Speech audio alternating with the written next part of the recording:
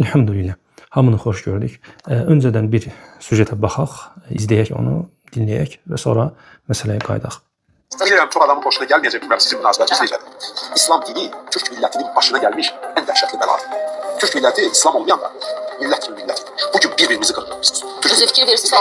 İran'ın özünün hücum elədiyi ülkeler, hamısı İslam ülkeleri. Hamısı İslam ülkeler. Üste gel de. Kardeş Türkiye'de böyük bir kesim Azerbaycan'a düşman kesim. Neye göre? İslam'a göre. İslam'a göre belki. İslam'a göre. Xüsusən də bu şiəlik məsələ. Ha. Yani Azerbaycan'ın özünde içinde bile belli bir kesim var ki devlete asi olup düşman kesim Azerbaycan devletine. Neye göreymiş? Şiəlik. Görürsünüz mü İslam dinini? Yəqin ki, kifayət olar. Yəni məsələ aydındır. Mən qaydaq İslam məsələsinə. İslam bilirik ki, çox böyük bir dindir. Yəni yer əhalisinin bəlkə də 9'da 1'i, yəni 1,5 milyard və 2 milyarda yaxın müsəlman var. Çox böyük bir saydır. Hər bir halda yəni insan yəni bu sayı, bu rəqəmi görüb də ən azından biraz məsələyə ehtiyatla, daha siyasətlə yanaşmalıdır və daha sayğı ilə, hörmətlə yanaşmalıdır. Çünki insan əgər 1 milyard, 2 milyard insanın hörmət elədiyi, əməl etdiyi, dəyər verdiyi və uca tutduğu məsələdirsə, deməli bu məsələyə yəni dırnaq arası belə baxmaq olmaz. Yəni insan qarşı tərəfə hörmət etməlidir, xüsusən belə bir böyük bir kütləyə. Və İslam dediyimiz kimi çox böyük, əzəmətli dindir və İslam dini mütləq olaraq bir millətə bağlı deyil. Yəni ki, deyək ki, İslam dini ərəblər üçündür, xeyr, əksinə. Peyğəmbərimiz, Allahın ona salavatı və salamı olsun, Muhammed Peyğəmbər heç vaxt irqçilik eləməyib, heç vaxt millətçilik eləməyib və özü də hətta deyib ki, yəni heç bir ərəbin bir əcəm üzərində üstünlüyü yoxdur və əksinə əcəmin də ərəb üzərində üstünlüyü yoxdur. Üstünlük yalnız itaətdədir, Allaha itaətdə. Kim Allahdan daha çox qorxursa, yəni onun əmrlərini yerinə yetirirsə və onun qadağan etdiyi məsələlərdən çəkinirsə, o Allah yanında daha dəyərlidir. Fərqi yoxdur. Ağ dərilidir, qara dərilidir, ərəbdir, əcəmdir, qeyri-ərəbdir. Onun fərqi yoxdur. Millətindən fərqli asılı olmayaraq. Amma İslam yəni daha böyük tarixi var. Yəni bu video sona qədər inşallah dinləsəz, baxsaz, ola bilər ki, videonun sonunda o video yerləşdiriləcək. Hətta qeyri-müsəlman belə alimləri, professorları, bir Yahudi professordur, İslam tarixi barədə danışır və göstərir ki, İslam tarixi yəni bizim bildiyimiz ərəblərdən başlamayıb. Yəni sonuncu Peyğəmbərimiz Muhammed, Allahın ona salavatü salam olsun, onun dövründən başlamayıb. İslam daha ondan qabaq başlayıb, baxmayaraq ki, o sonuncu Peyğəmbərdir, İslamı tamamlayıb. Kamil bir kitab nazil olub, Quran-ı Kərim və onunla artıq dəyişilməz bir qanunlar yer üzərinə inib. Amma İslam ondan daha arxaya qayıdır. Peyğəmbərlər, Süleyman Peyğəmbər, ondan qabaqki Peyğəmbərlər, İbrahim Peyğəmbər və s. Hətta ilk insandan başlayır. Yəni ona görə yəni İslamı hər hansı bir millətə nəyəsə bağlamaq düzgün deyil. İslam çox əzəmətli dindir və bu dinə nisbət olunan insanların sayı da milyardı keçir, 2 milyarda yaxın bəlkə müsəlman var. Ona görə də yəni bu dinə qarşı hər hansı bir söz deyəndə insan düşünməlidir. Yəni bu məsələyə belə qeyri-professional yanaşmamalıdır. Amma ona qaldı, yəni əgər bizim ölkədə və ya başqa ölkələrdə məzhəb məsələsi, yəni məzhəblərə toxundu, o məzhəb təbii bir şeydir. Başqa dinlərdə də, başqa ölkələrdə də, başqa, yəni hətta siyasətdə belə hər yanda var yəni bölgü. İnsanlar eyni fikirli ola bilmir. Amma din olaraq, İslam dini olaraq böyük bir kütlə var. Yəni buna qarşı belə yəni hörmətsiz yanaşma məncə olmaz. Amma yəni məsələyə baxanda bu məsələdə əslində bir İslamofobiya görsənir, İslama qarşı bir şey görsənir, yəni açıq-aşkar görsənir. Biz bilirik ki, yəni bizim ölkədə bu qəbul olunmazdı əslində. İslamofobiya bizim ölkədə qəbul olunmur. Həm qanunlar tərəfindən qəbul olunmur, həm cəmiyyətdə insanlar bunu qəbul etmir, həm də ölkənin qayda-qanunu, hətta ölkə başçısı belə bu məsələni qəbul etmir. Ona görə o danışan insan diqqətli olmalıdır məsələlərə, qanuna və sair məsələlərə diqqət yetirməlidir. Əgər bu ölkənin qanunu və onun başçısı İslama qarşı danışıqları bəyənmirsə, xoşlamırsa, pisləyirsə, yəni belə vətəndaşlar, hər bir vətəndaş, hər kəs, hər birimiz yəni diqqətli olmalıyıq bu məsələlərdə. Amma o ki qaldı ki, yəni İslam demək ki deyir ki, İslam türklərin başına gəlmiş bəladır. Biz əksinə deyək. Biz deyirik ki, İslam türklərinin başına gələ biləcək ən böyük xeyirdir. Ən böyük lütfdür Allah tərəfindən. Ən böyük lütfdür. Və bunu inşallah bəzi məqamlarla qeyd edəcəyik, amma mövzu çox böyük mövzudur. O qısa olaraq yəni insanlara bir xatırlatma və bildiriş olsun. Ümumən tarixi izləsək görərik ki, yəni müsəlmanlar deyil, qeyri-müsəlmanlar daha çox yer üzərində fəsad törədiblər. Yəni biz tarixi izləyək görək, yəni dinsizlər, ateistlərin törətdikləri, yəni milyonlarla qırğınlar Sovet dövrü və ondan qabaqki Stalin dövrü və s. ona Hitler və başqa yəni tarixi hadisələrə baxsaq görərik ki, yəni müsəlmanlar yox, qeyri-müsəlmanlar, dinsizlər daha çox insan qırıb, nə eləyib, yəni və son dövrlərdə də müsəlman ölkələrində baş verənlərdə də müsəlmanların başına gələnlər və biz görürük ki, orada kimlərin əli var. Təbii ki, müsəlmanların yox, qeyri-müsəlmanların əli var. Amma biz tarixə baxsaq, İslamın dövhələrinə baxsaq, İslam türk dövlətlərinə qarşı və bizim dövlət də, Azərbaycan da, yəni tarixi Azərbaycan da onun içində olmaqla İslam böyük bir ucalıq gətirib türk millətinə.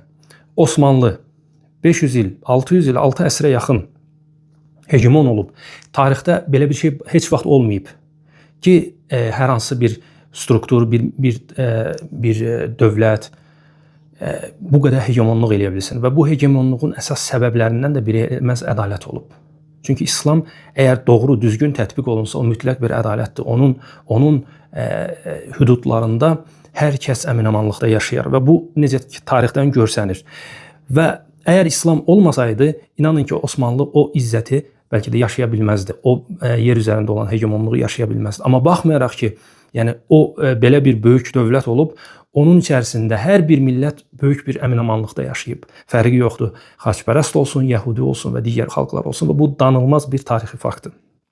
Və bundan sonra yəni yer üzərində heç vaxt heç kəs bu qədər hegemon ola bilməyəcək. Nəyə görə? Çünki onların belə bir əsaslı, fundamental bir ideologiyası, dini yoxdur. Çünki İslam dini düzgün tətbiq olunarsa, o Allah tərəfindən gəlib ən mükəmməl dindir. Düzgün tətbiq olunduqda o ancaq xeyir verər. Və tarix də bu dediyimiz kimi onu göstərir. Və İslam dini yayılandan sonra, İslam xəlifəti dünyaya hakim olandan sonra, elə İslamın dünyaya böyük töhfələri olub. Məhz o Əndəlüs bilirik ki, indiki İspaniya vaxtikən müsəlman ölkəsi olub və böyük dini və elmi mərkəz olub. Hətta Avropadan, dünyanın bir çox yerlərindən ora elm almağa gəliblər insanlar. Xüsusən dünyəvi elmlər. Müsəlman alimlər, istəyir tibb sahəsində, istəyir riyaziyyat sahəsində, əl-cəbr müsəlmanlara nisbət olunan alim tərəfindəndir. İndiki bildiyimiz alqoritmlər, o da yenə müsəlmanlara qayıdır və s. Yəni tarix baxılsa, yəni araşdırılsa görürlər ki, yəni İslamın və müsəlmanların insanlığa böyük bir töhfəsi olub və bu töhfəni bundan sonra heç bir dövlət, heç bir necə deyirlər, böyük bir hegemonluq bunu edə bilməyəcək. Və indi də hal-hazırda görürük ki, məsələn, kimlərdir dünyada hegemonluq və onlar nə edə biliblər bəşəriyyət üçün, hansı sülhü əmələ, sülh yoxdur. Yəni biz görürük ki, əksinə, yəni problemlər var. Yəni bu qədər, amma yəni dəyərlər baxımından baxsaq, yəni İslam olmasaydı, yəni insanlıq dəyərləri itərdi. Elə xüsusən də türk dövlətlərində və həmçinin bizim bu dövlətdə. Siz baxın ki, Avropada dəyərlər nə qədər itib.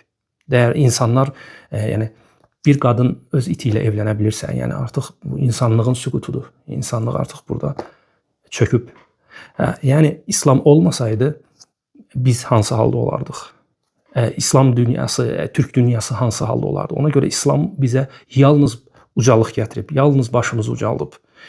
Və bu danılmaz bir şeydir. Ona görə yəni belə çıxışlar eləməklə ehtiyac yoxdur. Yəni bu bilməyən insanlar bəlkə savadı olmayan, yəni maraqlanmayan insanları belə çıxışlarla qandırmaq olar, allatmaq olar.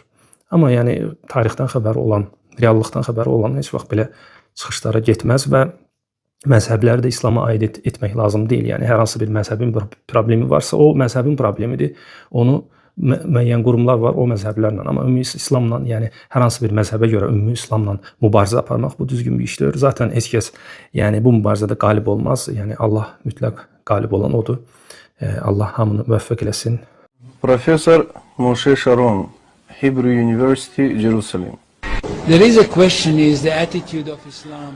Существует вопрос относительно ислама и его положения в истории. И на самом деле то, что мы находим, это факт того, что вся история в своей основе фактически является исламской, что означает, что все основные фигуры в истории фактически мусульмане, от Адама до наших времен. Таким образом, если евреи или христиане пытаются чего-то добиться, оперируя фактами существования царя Давида или царя Соломона, а также пророка Моисея или Иисуса, тогда, конечно, то, что они делают, не является истиной. На самом деле они не знают, что фактически все эти личности были мусульманами. Фактически с момента сотворения существовала только одна религия, и это религия ислам. Таким образом, если кто-либо скажет что-то относительно места, связанного с Соломоном, и что якобы там стоял храм царя Соломона, то настоящий мусульманин скажет, что, несомненно, вы правы. Однако не забывайте, что Соломон был мусульманином, и Давид, и Авраам, и Исаак, и Иисус был мусульманином. Вот это и является тем, что мусульмане называют исламской историей. Отсюда ясно, что через исламизацию истории и география становится исламской. Земля, которая была связана с этими людьми, пророками, которые все были мусульманами, является территорией ислама. И потому, когда ислам под своим именем не был на той территории до того, как Мухаммад пришел туда, а он там должен был быть, и под этой территорией я имею в виду Ближний Восток, и те территории за пределами Ближнего Востока, и те, что теперь принадлежат мусульманам. Потому любое место, как это и должно быть освобождено